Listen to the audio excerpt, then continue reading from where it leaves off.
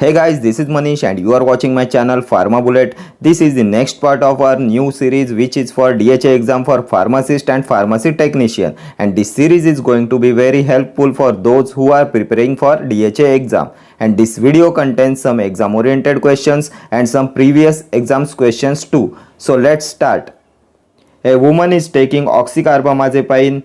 After 2 weeks of administration, redness and flushing appear. What is the best choice for her? Shift to phenytoin, shift to carbamazepine, take clozapine, keep using oxycarbamazepine. A woman is taking oxycarbamazepine and after 2 weeks of administration, redness and flushing appear. So what is the best choice for her? And the correct answer of this question is option D. Keep using oxycarbamazepine. Option D will be your correct answer. Because redness and flushing are the common side effects of oxycarbamazepine, so there is no need to change the drug. Okay, next question. Pregnant woman in her 43rd week and began her labor. The contractions were going good for 12 hours, but in the last hour it decreased. So what medication will you give her? Pregnant woman in her 43rd week and began her labor. The contractions were going good for 12 hours, but in the last hour it decreased. So what medication will you give her? Ritodrine, ergonovine, oxytocin, saline infusion. What will you give her? So here the correct answer is oxytocin. Because oxytocin is a uterine stimulant that is mainly induce uterine contraction and helps in labor. So here the answer is oxytocin.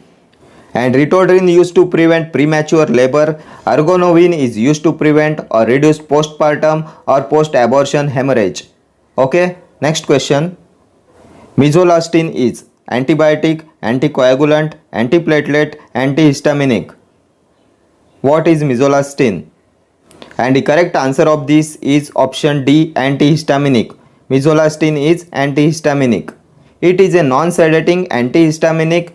Misolastine is second generation non-sedating antihistaminic having H1 receptor blocking action. Okay, next question. A non-smoker patient suffers from wheezing and chest tightness. What medication he should use? Beta 2 agonist, corticosteroid, omalizumab, antihistaminics. A non-smoker patient suffers from wheezing and chest tightness. What medication he should use? So here he should use corticosteroid. Option B will be your correct answer. Because in chronic asthma, drug of choice is corticosteroids, and in acute asthma, drug of choice is beta 2 agonist, that is salbutamol. Okay, so here the correct answer is corticosteroid. Next question. Which of the following is not a cardioselective beta blocker? Atenolol, acebutolol, sotalol, labetalol. Which of the following is not a cardioselective beta blocker? And the correct answer of this question is option D, labetalol. Atenolol, acebutolol and sotalol, these all are cardioselective beta blockers. And labetalol is not a cardioselective beta blocker, and labetalol is a beta blocker with additional alpha blocking activity. Okay, next question. The maximum dose of simvastatin in elderly patients is 40 mg, 10 mg, 20 mg, 80 mg. The maximum dose of simvastatin in elderly patients. And the correct answer of this question is option A, 40 mg. The maximum dose of simvastatin in elderly patient is 40 mg. And simvastatin is an anti-hyperlipidemic agent which is used to treat hyperlipidemia or high cholesterol level in the blood. And the maximum dose of simvastatin in elderly as well as in adult patient is 40 mg. Okay, next question. Vitamin required for calcium absorption from small intestine is vitamin C, vitamin A, vitamin D or vitamin E. Which vitamin is required for calcium absorption from small intestine? So here the correct answer is vitamin D. Option C will be your correct answer.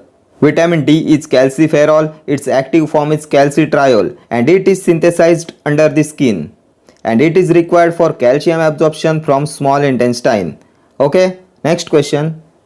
An epidural dose of morphine was given for a 25-year-old woman for labor analgesia. Which of the following area was the most likely the main site of the analgesic action of morphine in this setting? substantia nigra, locus gelatinosa, substantia gelatinosa, both A and B.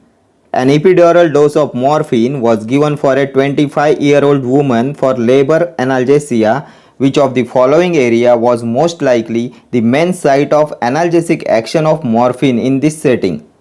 And the correct answer of this question is option C, substantia gelatinosa.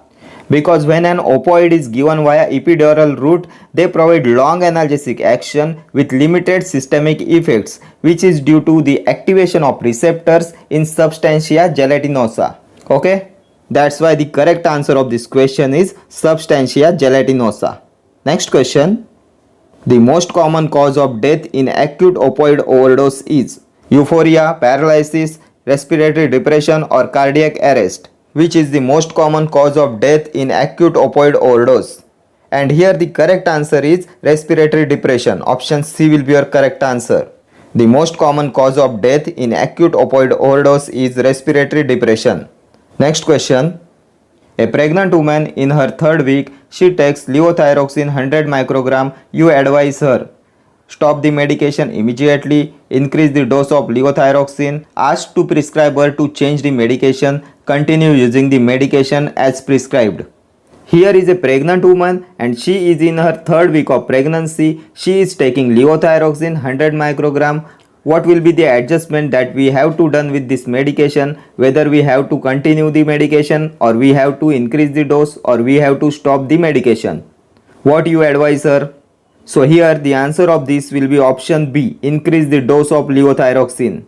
Because levothyroxine is a drug of choice for hypothyroidism in case of pregnancy, and in pregnancy due to alterations in thyroid hormone, level of thyroid hormone decrease in pregnancy, so there is need to increase the dose during the pregnancy. So you advise her increase the dose of levothyroxine. Okay, next question. Which of the following drug is not exert their principal effects by enzyme inhibition? Pyridostigmine, digoxin, atropine, selegiline.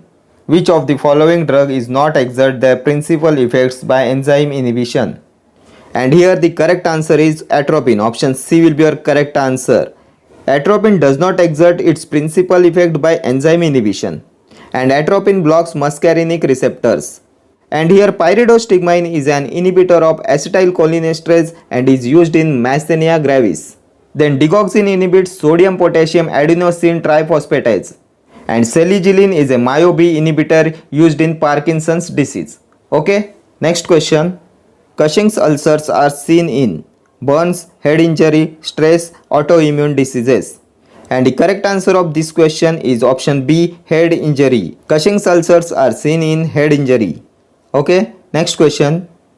Which of the following agents is associated with agranulocytosis in a patient being treated for schizophrenia? Lithium, clozapine, glimepiride, all of the above.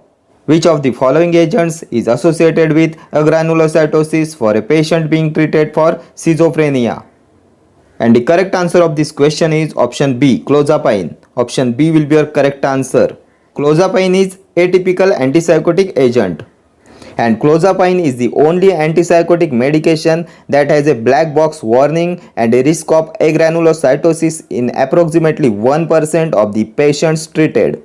And this requires regular monitoring of WBC counts. This requires regular monitoring of white blood cells counts. Okay, next question.